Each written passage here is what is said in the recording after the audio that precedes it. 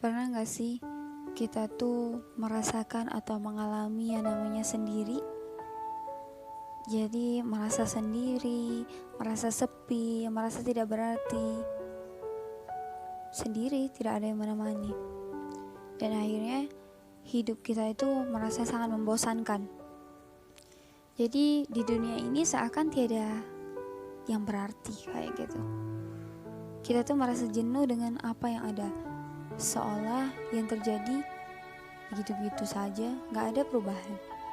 Belum lagi kegagalan demi kegagalan yang kita alami, seperti tidak lulus ujian, ditolak lamaran kerja, tidak diterima di sekolah atau di universitas idaman, belum punya pasangan, gaji pas-pasan, dan banyak lagi yang lainnya, yang malahan membuat diri kita ini tidak berarti dan tidak pantas berteman ataupun berinteraksi dengan lingkungan.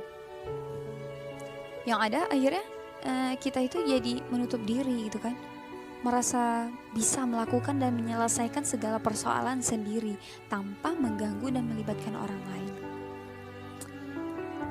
Jadi jauhkanlah semua pemikiran-pemikiran yang seperti itu. Terbukalah, tidak semua masalah dapat kita selesaikan sendiri. Kita memang butuh orang lain.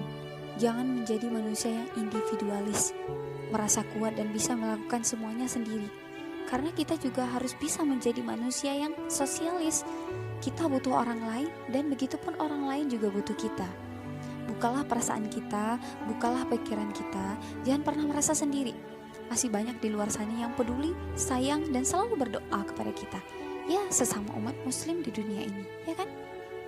Jadi saat kita merasa sendiri, tidak ada yang peduli pada kita. Saat kita merasa sendiri, tidak ada yang mendengar keluh kisah kita. Saat kita merasa sendiri dan berpikir orang-orang meninggalkan kita. Saat kita merasa sendiri seolah tidak ada yang percaya kepada kita. Saat kita merasa sendiri bahwa orang-orang telah mengkhianati kita. Saat kita merasa sendiri karena hati terlalu berharap pada makhluknya. Jadi ingatlah Allah, karena Allah Subhanahu wa Ta'ala yang selalu ada untuk kita, memperhatikan kita, mendengarkan segala keluh kisah kita, menunggu, setia mendampingin, dan tidak akan meninggalkan kita. Allah Subhanahu wa Ta'ala lah yang tidak pernah berkhianat, apalagi menzalimin hambanya. Justru kitalah yang kadang melakukan seperti itu, tetapi Allah Subhanahu wa Ta'ala selalu memaafkan dan memberikan kita kesempatan untuk memperbaiki. Ala bizikrillahi tatma'innul qulub.